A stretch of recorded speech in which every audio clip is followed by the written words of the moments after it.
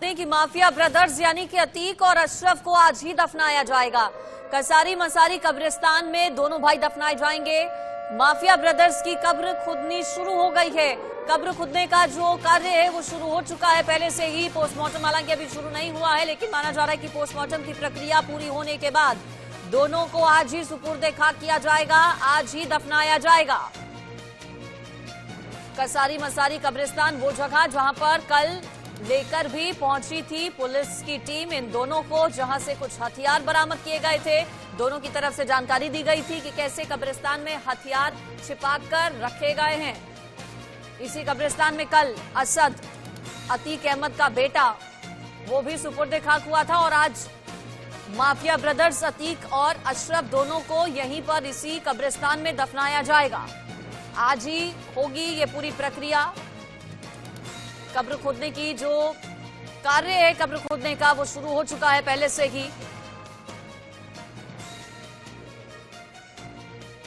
पूछताछ वहीं दूसरी तरफ जो तीनों शूटर्स हैं उनसे की जा रही है। जैसे जैसे पूछताछ आगे बढ़ रही है कई बड़े और चौंका देने वाले खुलासे वो लोग कर रहे हैं। फिलहाल तस्वीरें आपको एक्सक्लूसिव दिखा रहे हैं। कब्र खोदने की प्रक्रिया कैसे चल रही है आगे। कब्र खोदने का काम शुरू हो चुका है सुबह से ही, क्योंकि कल देर रात करीब 10:30 बजे दोनों भाइयों पर, माफिया ब्रदर्स पर एक के बाद एक ताबड़तोड़ गोलियां बरसाई जाती हैं 3 युवकों की तरफ से। और उस पूरी हत्या की वारदात को अंजाम देने के बाद तीनों ने तुरंत सरेंडर भी कर दिया, जिसके बाद पुलिस ने तीनों को गिरफ्तार कर लिया। पूछताछ फिलहाल तीनों से हो रही है। ये कसारी मसारी कब्रिस्तान की तस्वीरें आप देख रहे हैं, जहां पर दफनाया जाएगा दोनों माफिया भाइयों को। ये वही कब्रिस्तान है जहां पर पुलिस की टीम कल दोनों को लेकर पहुंची थी और इस कब्रिस्तान से फिर इसके बाद ले जाया जा रहा था उन्हें अस्पताल मेडिकल कराने के लिए। और उससे पहले कि मेडिकल कराया जाता, मीडिया चूंकि वहां पर पहले से मौजूद था, जब मीडिया की टीम ने सवाल पूछे उसी दौरान पत्रकारों के भेष में आए हमलावरों ने फायरिंग करना शुरू कर दिया। हड़कंप मच गया, लोग ये समझ नहीं पाए कि अचानक क्या हुआ। मेन बात यह है कि गुड्डू, ये आखिरी शब्द थे दोनों भाइयों के। गुड्डू मुस्लिम को लेकर उनसे सवाल किया गया और इसी दौरान फायरिंग का सिलसिला शुरू हुआ। आपकी टेलीविजन स्क्रीन पर ये तस्वीरें हैं प्रयागराज के कसारी मसारी कब्रिस्तान की। असद के सुपुर्दे खाक के बाद पुलिस कल रात अतीक ब्रदर्स को कब्रिस्तान लेकर गई थी। आज वहीं पर दोनों को दफनाया जाएगा। ये उसी कब्रिस्तान की तस्वीरें हैं, कसारी मसारी कब्रिस्तान, जहां पर असद को दफनाया गया है। और अब असद का पिता यानी कि अतीक अहमद और उसका चाचा यानी कि अशरफ, दोनों को यहीं पर इसी कब्रिस्तान में दफनाया जाएगा। बड़ी खबर आपको एक और बता दें पूरे केस से जुड़ी हुई। शाइस्ता परवीन आज ही कर सकती है सरेंडर। सूत्रों के हवाले से ये बड़ी खबर, पुलिस के सामने सरेंडर कर सकती है शाइस्ता। सरेंडर करने के बाद शाइस्ता के वकील अपील करेंगे कि आखिरी बार अतीक और अशरफ को देखने की इजाजत मिले शाइस्ता को। हालांकि जब असद के एनकाउंटर की खबर आई उसके बाद भी जानकारी ये मिली थी कि शाइस्ता परवीन सरेंडर कर सकती है। एक बार अपने बेटे को आखिरी बार देखना चाहती है, चूंकि उस वक्त प्रयागराज में अतीक अहमद की पेशी हो रही थी, उसे पेशी के लिए ले जाया गया था। और अब ये इच्छा जाहिर की थी अतीक अहमद ने कि आखिरी बार वो अपने बेटे की शक्ल देखना चाहता है। अतीक अहमद को भी इस बात की जानकारी नहीं थी कि उसके पास भी आखिर के चंद कुछ घंटे बचे हुए हैं। उसकी मौत की उल्टी गिनती भी शुरू हो चुकी है। और अब जानकारी ये मिल रही है कि शाइस्ता परवीन असद के जनाजे में तो शामिल नहीं हुई, लेकिन आखिरी बार अपने पति का चेहरा देखने के लिए जरूर शाइस्ता परवीन सामने आ सकती है, यानी कि सरेंडर वो कर सकती है। सूत्रों के हवाले से ये खबर हम आपको दे रहे हैं। जानकारी इस पर ले लेते हैं, मेरे साथ रवि जुड़ गए हैं हमारे संवाददाता। रवि, कितनी संभावनाएं कि शाइस्ता परवीन कर सकती है सरेंडर? क्योंकि कहा यह जा रहा था कि असद को भी आखिरी बार देखने के लिए शाइस्ता सामने आएगी, लेकिन नहीं आई। अब पति का आखिरी बार चेहरा देखने के लिए क्या सरेंडर करेगी शाइस्ता? क्या बता रहे हैं सोर्सेस? जी बिल्कुल, 50,000 की इनामी है शाइस्ता परवीन। माफिया सिंह की पत्नी के नाम से अब उसको उसकी पहचान है और लेडी डॉन के नाम से उसको जानते हैं। और जिससे उमेश पाल हत्याकांड हुआ तो उसमें साजिशकर्ता के रूप में यानी पूरा इस घटना को लीड करने का आरोप था शाइस्ता परवीन को लगातार। उसके बाद उसकी तलाश थी। अंतिम समय में असद को देखना चाहते थे, हालांकि उसको परमिशन नहीं मिली। और उसके बाद अब परमिशन की बात क्या कहें कि वो फरार रही और उसके अलावा तमाम सारे लोग हैं वो भी इस दौरान दूर रहे। और वहीं आपको बता दें कि जिस तरीके तरीके से अतीक और अशरफ को अंतिम विदाई दी जानी है और उस वक्त शाइस्ता परवीन वहां आना चाहेगी। हालांकि अब ये देखना होगा क्या शाइस्ता परवीन सरेंडर करती है और क्या कुछ उसको अनुमति भी मिलती है क्या।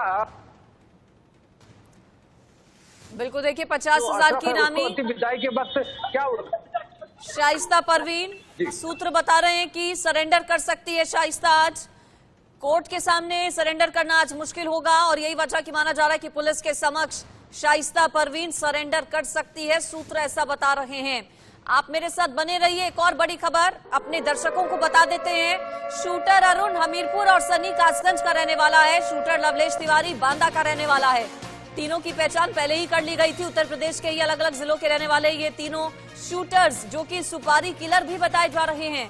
जानकारी ये मिली है कि 3 करोड़ रुपए लिए गए थे इन तीनों की तरफ से इस पूरे हत्याकांड को अंजाम देने के लिए। 3 करोड़ रुपए की राशि इन्हें मिली थी, जिसके बाद इन्होंने अतीक अहमद और उसके भाई अशरफ की हत्या कर दी। हमीरपुर, कासगंज और बांदा के रहने वाले ये तीनों शूटर्स, जिनसे पुलिस अभी पूछताछ फिलहाल कर रही है। पूछताछ में एक के बाद एक कई बड़े खुलासे इनकी ओर से किए जा रहे हैं। पाकिस्तान कनेक्शन, ISIS कनेक्शन पर भी पुलिस जांच कर रही है, इनसे सवाल जवाब कर रही है। शुरुआती तौर पर जानकारी ये मिली है कि बड़ा नाम कमाना चाहते थे ये लोग। अतीक अहमद से बड़े गुंडा और माफिया बनना चाहते थे। फिर सवाल ये कि आखिर इन लोगों ने सरेंडर क्यों किया, अभी पेश फंसा है इस बात पर। पूछताछ देखना होगा जैसे जैसे आगे बढ़ेगी और क्या खुलासे होते हैं। अगली बड़ी खबर पूरे मामले से जुड़ी हुई। अतीक ब्रदर्स के शूटर अरुण के घर पहुंची है पुलिस। शूटर अरुण मौर्य को लेकर बड़े खुलासे हो रहे हैं। बचपन में घर छोड़कर चला गया था अरुण। 2010 में एक पुलिसकर्मी की हत्या में शामिल था। दिल्ली की किसी फैक्ट्री में काम कर रहा था अरुण। कैसे संपर्क में आया पाकिस्तानी हैंडलर के, जिस तरह की जानकारी मिल रही है कि पाकिस्तान हैंडलर के इशारे पर इन तीनों ने ये पूरा शूटआउट अंजाम दिया है। कैसे संपर्क में आया, कब से जुड़ा था, ये सभी फिलहाल सवाल हैं जिन पर से पर्दा उठना बाकी है। लेकिन खबर जो हम आपको बता रहे हैं वो ये है कि घर पहुंची है आरोपी के पुलिस। क्या करते थे? हम बताए ना भाई, बिना बम में तो है ही ना है। तो इतने छोटे जब ऐसे चले गए, हमें ना मालूम कहाँ रहता है। वो कब से यहाँ आते थे? आता ही ना, मैंने कहीं तो बन जगह लो, जमीन लो, बनाए लो। नहीं, वो कब से नहीं आए यहाँ पर? यहाँ ना बहुत दिनों से ना आए यहाँ पे। अभी जल्दी में बताया गया कि अब घूमने आए जल्दी में तो आए ही ना यहाँ। मैंने की खेती पर ही, हमने कोई खेती छह साल पहले गए थे यहाँ से। यहाँ से चले गए होंगे, अरुण होंगे कोई 10-11 साल के। यहाँ उनका क्या क्या है? देखो मैंने इस जगह पर ही जाए जितनी हमारी है जितनी उनकी है। अच्छा, आपको पता है कि अरुण ने जो है अतीक की और अशरफ की गोली मारकर हत्या कर दी है। अब मैं तो सो रहा हूँ कि ना जान तो क्या यहाँ रह रहे हैं यहाँ से। अरे इलाहाबाद में जो हत्या कर दी अतीक की गोली मारकर, आपको इसकी जानकारी है? भतीजे ने गोली मार के हत्या कर दी, मालूम है? 1 मिनट में नहीं, मेरे और कोई ना जानकारी है ना अरुण के, मुझे और पता। और मम्मी पापा है, तो मम्मी पापा पूरी तरीके से डिप्रेस्ड है और वो थोड़ा बीमार भी चल रहे हैं। टाइम इन्वॉल्व किया, वो थोड़ा नशा पत्ती में था, तो घर वालों से कोई मतलब नहीं था उसका और मैं भी ज़्यादा मतलब नहीं रखता था क्योंकि मैं पढ़ाई में ज़्यादा रहता था।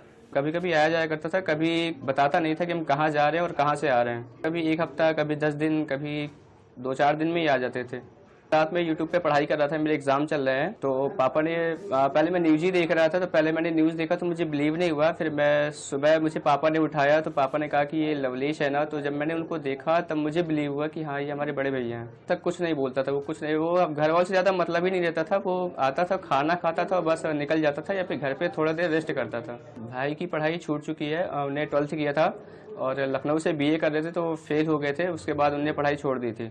वो तो ये भी नहीं बताता था कि हम कहाँ जा रहे हैं। संगठन से नहीं जुड़ा था, बचपन से नहीं थे, बचपन से काफ़ी अच्छे थे। मैं मंदिर जाते थे। उसके बाद अभी हाल ही में 2-3 साल में जब से जेल से छूटे थोड़ा चेंज हो गए थे। अब अभी हाल ही में 2-3 साल हो गए जब से ये जेल से छूटे हैं, तब से लगा।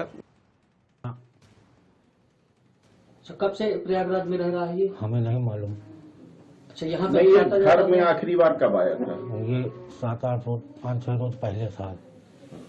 हमसे घर से किसी कोई चीज़ से मतलब गज नहीं। आता था अपना नहा धो के, जब भी 4-6 रोज में आता था नहा धो के अपना निकल जाता था। ना किसी चीज़ से मतलब फिर। अच्छा, प्रयागराज ये आता जाता था, ये आपको बताता था कभी? ना कभी हमसे बातचीत नहीं हुई। पूरा मोहल्ला बता सकता है, पूरा घर बता सकता है, हर आदमी के हमसे लोगों से कोई मतलब गज नहीं थे। सालों से बोलचाल बंद है। जब उस लड़की की थप्पड़ मारा था उसका एक केस चल रहा है। कौन सा केस? अरे एक बिटिया को थप्पड़ मार दिया था इसी चौराहे में, उसका मुकदमा चल रहा है। फिर क्या हुआ था? उसमें जेल गया था? हाँ उसमें जेल गया था। तो जमानत से कब छूट के आया था? अरे हमको याद नहीं, साल 1.5 साल पहले की बात है। अच्छा, अभी ये 5-6 दिन पहले यहाँ घर से निकला है। जी।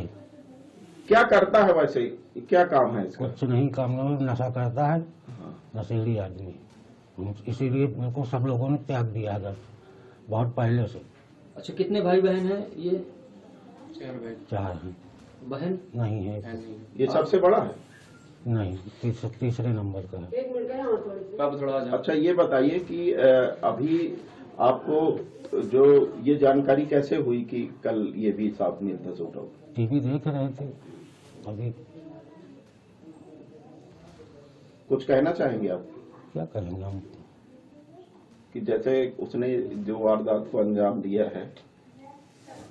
क्या कहेंगे इसमें, हम कहने लायक क्या है? शब्द है कि हमारे पास कुछ बड़ा आपको इस बारे में हम बता दिया, हम कुछ नहीं मालूम। न्यूज देख के तो हम पता चला। कब से घर नहीं आए ये?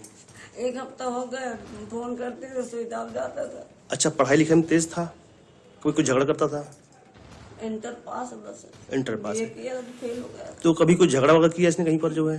नहीं, दोस्तों छोटे मोटे दोस्तों के साथ करता रहता था। लेकिन ये तो बड़ा काम कर दिया उसने। ये बड़ा काम। कितनी उम्र थी इसकी? 22-23 साल का है। किस गांव से, किस गांव के रहने वाले आप लोग? हम लोग गाँव तिल्ला के पास हमारा गाँव। अच्छा, ये जो आपको जानकारी कब हुई आपको? अरे बता दे, न्यूज सुनी, देखिए न्यूज। अच्छा, स्वभाव से कैसा था वो? आपको झगड़ालू, लड़ने वाला या पढ़ने वाला स्वभाव किस तरह का था? अरे स्वभाव तो बहुत अच्छा भी था। क्या बताएंगे कि किससे टक्कर में पड़ कैसे बिगड़ गया ये? मतलब देखिए दोस्तों के संग इतना अच्छा था कि क्या बताएं। शंकर भगवान के इतना भक्त था शंकर भगवान। उसके मंडली वाले तो घर लेने आते थे, गाता बजाता भी है। अब न जाने की। तो देखिए, लवलेश तिवारी, अरुण मौर्य, साथ ही साथ सनी, तीनों की क्राइम कुंडली खंगाली जा रही है। पूरे उत्तर प्रदेश को हाई अलर्ट पर रखा गया है। सभी जगहों पर पुलिस बलों की तैनाती है। इंटरनेट सेवा कुछ जगहों पर बंद की गई है। अलीगढ़ में क्या हाल है? मेरे साथ मोहित गुप्ता वहां से जुड़ गए हैं। मोहित, अलीगढ़ में किस तरह से जो लोकल इंटेलिजेंस यूनिट है, जो प्रशासन है, वो अलर्ट? देखिए, बिल्कुल हम आपको बता दें कि अलीगढ़ की अगर पुलिस की बात करें तो अलीगढ़ की पुलिस जितने भी संवेदनशील इलाके हैं, चाहे वो अलीगढ़ मुस्लिम यूनिवर्सिटी का सर्किल चौराहा ले लें, चाहे ऊपरकोट की जामा मस्जिद ले लें, FM टावर ले लें, यानी कि कहा यही जा सकता है कि अलीगढ़ जितने भी संवेदनशील इलाके हैं वहां पुलिस फोर्स का डिप्लॉयमेंट कर दिया गया, यानी कि पुलिस फोर्स की तैनाती कर दी गई थी। साथ ही साथ में अलीगढ़ को 8 सेक्टर जोन में बांटा गया। हर सेक्टर जोन के जो है प्रभारी नियुक्त कर दिए गए। देखिए, तस्वीर में आपको एक बार को पीछे दिखाऊं कि अलीगढ़ मुस्लिम यूनिवर्सिटी का सर्किल चौराहा है और यहाँ पर जो पुलिस फोर्स है वो लगातार तैनात है। यहाँ पे SO है वो ड्यूटी कर रहे हैं और साथ ही साथ में जितने पुलिस फोर्स के जवान यहाँ लगे हुए हैं। देखिए, ये अलीगढ़ मुस्लिम यूनिवर्सिटी का गेट है। इसके पीछे देखिए सर्किल चौराहा, अगर मैं दिखाऊं तो अलीगढ़ मुस्लिम यूनिवर्सिटी का सर्किल चौराहा। ये गाड़ी आ रही है, ये गाड़ी में सेक्टर मजिस्ट्रेट है। जो सेक्टर मजिस्ट्रेट लगातार वो रूट बाय रूट की अपनी मॉनिटरिंग कर रहे हैं कि कहीं कोई अप्रिय घटना न घटने पाए। देखिए, खुफिया विभाग पूरी तरह से अलर्ट है और साथ ही साथ में यही निगाह रखी हुई है जिस तरीके से अतीक का और अशरफ का जिस तरीके से उनकी हत्या की गई, हत्या के बाद में पूरा जिला यानी कि पूरा जिला अलीगढ़ हाई अलर्ट पर रखा गया है। देखिए, मैडम हमारे साथ में मौजूद हैं जो कि यहाँ की सेक्टर मजिस्ट्रेट हैं, उनको लगातार मॉनिटरिंग कर रही हैं। मैम, क्या कहेंगी, किस तरीके से आप लगातार मॉनिटरिंग कर रही हैं, क्या कहेंगी कि क्या देखरेख चल रही है? जो अशरफ और अतीक का जो मर्डर हुआ है उसको लेकर अलीगढ़ कितना अलर्ट नजर आ रहा है? अलीगढ़ जो प्रशासन है वो पूरी तरह से अलर्ट है। जो आवंटित क्षेत्र है सेक्टर मजिस्ट्रेट को हम उस पर लगातार भ्रमण कर रहे हैं। अभी तक कोई भी अप्रिय घटना इस क्षेत्र में नहीं हुई है। लगातार पुलिस फोर्स भी लगाया गया, PSC भी लगाई गई है? हाँ, पूरे जिले में लगाई गई है। DM साहब के निर्देशानुसार जिलाधिकारी महोदय ने पूरे क्षेत्र में शांति व्यवस्था और कानून व्यवस्था को बनाए रखने के लिए, नियंत्रण रखने हेतु पूरी तरह प्रयास किए गए हैं और इसी क्षेत्र में सभी सेक्टर मजिस्ट्रेट अपने अपने क्षेत्र में भ्रमण कर रहे हैं और अभी तक हमारे क्षेत्र में अभी तक कोई इस तरह की स्थिति नहीं। देखिए, बिल्कुल इनके क्षेत्र में अभी तक कोई घटना नहीं हो पाई है। पुलिस फोर्स यहाँ पर मौजूद है, यानी कि साफ तौर से यही किया जा सकता है कि अलीगढ़ में धारा 144 लागू है, पूरी तरह से हाई अलर्ट है। देर रात देखा गया था तस्वीर का, लगातार खुद SSP अलीगढ़ कलानी नैतानी रोड पर निकले थे और मॉनिटरिंग कर रहे थे। यानी कि जिस तरीके से अशरफ और अतीक को लेकर जिस तरीके से घटना हुई, घटना होने के बाद में कोई भी अप्रिय घटना न होने पाए, इसके लिए यहाँ पर पुलिस फोर्स मौजूद है। देखिए, यहाँ पर DSP साहब भी लाकर मौजूद हैं। DSP साहब लगातार मॉनिटरिंग कर रहे हैं। सर, क्या करेंगे जिस तरीके से लेके अतीक को लेके और अशरफ को जिसके हत्या हुआ, अलीगढ़ कितना अलर्ट है, कितना, क्योंकि संवेदनशील मामले में अलीगढ़ को रखा जाता है, कितना अलर्ट मानने है सर, किस जगह मॉनिटरिंग की जा रही है? नहीं, सब जगह प्रमुख पॉइंट जो है सब जगह ड्यूटी के डिप्लॉयमेंट है, सब जगह फोर्स मौजूद है और पूरी तरह से शांति व्यवस्था कायम है, किसी तरह की कोई दिक्कत नहीं है। सर शहर को सेक्टर जोनों में ही बांटा गया? हाँ, सेक्टर जोन में बांटा गया है, सब मजिस्ट्रेट भी लगे हैं, पुलिस अधिकारी भी लगे हैं, सब साथ में भ्रमण कर रहे हैं। तो आप पूरे में भ्रमण करके आए हैं, सब माहौल शांति लगा है? हाँ, बिल्कुल। देखिए ये बिल्कुल डीएसपी 3rd थे अशोक कुमार सिंह जी, इनसे जो हमारी बात हुई, इनका यही कहना है कि पुलिस फोर्स पूरी तरह से लगा दिया गया है, यानी कि अलीगढ़ पुलिस अब पूरी तरह से मुस्तैद है। देखिए तस्वीर में आपको दिखाऊं कि लगातार जो तस्वीर में दिखाऊं कि यहाँ पर देखिए पुलिस फोर्स की गाड़ियां रखी गई हैं, तमाम जो अधिकारी हैं लगातार भ्रमण कर रहे हैं, अपने अपने क्षेत्रों में भ्रमण कर रहे हैं, यानी कि साफ तौर से यही है कि अलीगढ़ पूरी तरह से हाई अलर्ट है। तमाम जो पुलिस फोर्स है वो लगातार फ्लैग मार्च करती हुई साफ तौर से नजर आ रही है कि देखिए तमाम पुलिस फोर्स के जवान, गाड़ियां खड़ी हुई हैं, मजिस्ट्रेट सेक्टर मजिस्ट्रेट लगे हैं, डीएसपी खुद रोड पर निकलकर लगातार पुलिस फोर्स की जो मॉनिटरिंग है वो लगातार देखी जा रही है। यानी कि कहा यही जा सकता है कि अलीगढ़ में धारा 144 लागू है, आचार संहिता भी लगी हुई है, जिसको लेकर चुनाव, क्योंकि द्वितीय चरण में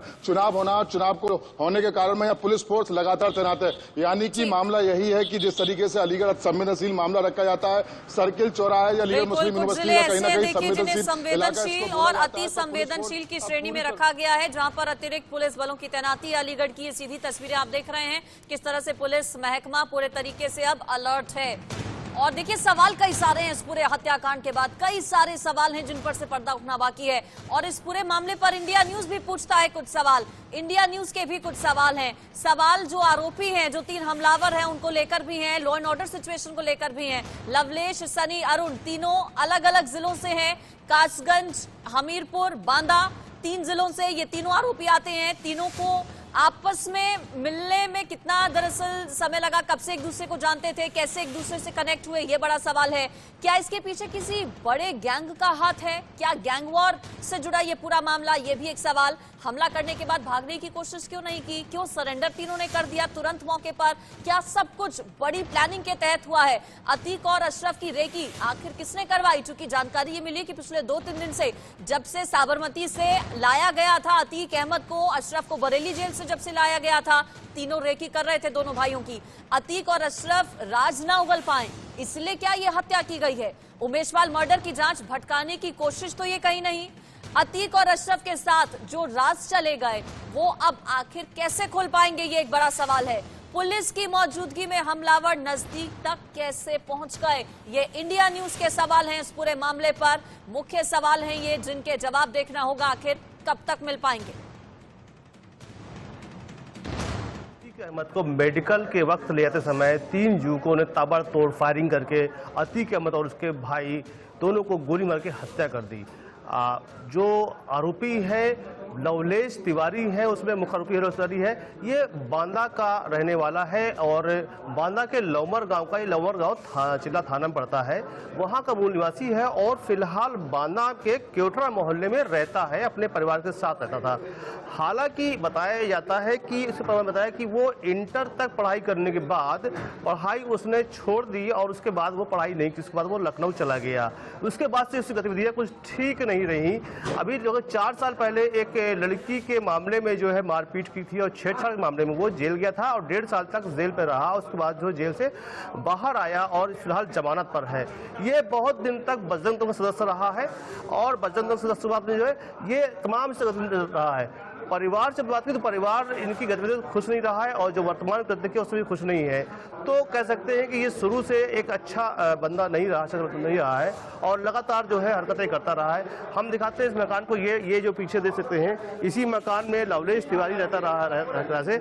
और बताया जाता है कि लवलेश तिवारी रहता जरूर रहा प्रशासन में, पर वो घर पर कभी नहीं रहता रहा। वो हफ्ते में, महीने में 1-2 बार कभी कभार वो घर पे आता था। परिवार मना करते थे कि भाई जो है उसको जो है ना, फैमिली मना करते थे कि ऐसा हरकत ना करे, मगर वो फैमिली की हरकतों को नहीं, फैमिली की बातों को पता था तो लगातार ये करता था और घर रहता नहीं रहा। फैमिली ने कहा कि हम उससे किसी के साथ नहीं है और उसके साथ भी नहीं देंगे जो है। फिलहाल यही वो घर है जहाँ पर वो रहता रहा है। अब देखते हैं पुलिस का मूवमेंट है, पुलिस लगातार आ रही है पूरी जो घटना हुई है उस घटना की बारीकी से जांच हो रही है। तो पुलिस मूवमेंट भी चालू हो गया है। तो मैं बता रहा था आपको कि लवलेश तिवारी जो है बांद्रा का रहने वाला था, और जो है लवलेश तिवारी की कनेक्शन जो है उनके घर वालों ने से पूछा है तो बता नहीं पाए कि कनेक्शन कहाँ कहाँ इसके हैं। कई हफ्तों से फिलहाल अभी घर पर नहीं आया था, और अब बीती रात उसने ये एक जघन्य हत्याकांड कर दिया। इसके बाद परिवार सदमे में है। माँ बीमार हो चुकी है और पिता भी बहुत कुछ बोलने की स्थिति नहीं है। तो कह सकते हैं जो उसके भाई ने जो लवलेश ने किया है वो एक बहुत जघन्य हत्याकांड किया है। फिलहाल लगा हुआ है, अभी इसमें समय लगेगा 8 से 10 घंटा तक। धूप बहुत तेज है, देखिए धूप में हम लोग कवर कर रहे हैं, थोड़ा थोड़ा खोद रहे बैठ रहेंगे।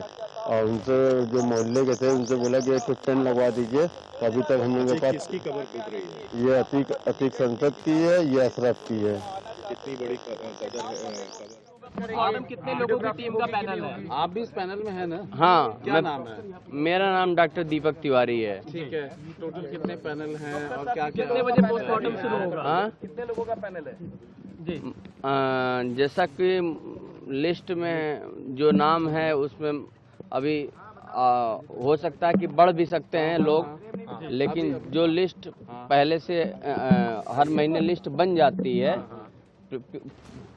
उस लिस्ट में आज मेरी ड्यूटी थी तो मैं अपनी ड्यूटी करने आ गया समय से। ठीक है, मैं हूं और डॉक्टर ब्रजेश पटेल हैं, और बस दो लोग का पैनल रहता है, बाकी वीडियोग्राफी करने वाले रहते हैं सब। नहीं, लेकिन ये स्पेशल केस है, ये स्पेशल केस है, क्या 2 ही डॉक्टर पोस्टमार्टम करेंगे या 5 डॉक्टर? तो जिस डॉक्टर की तरफ से पोस्टमार्टम किया जाएगा उनको आप सुन रहे थे। कुछ ही देर में पोस्टमार्टम की जो पूरी प्रक्रिया है वो शुरू होगी। हर अपडेट सबसे पहले सिर्फ इंडिया न्यूज पर।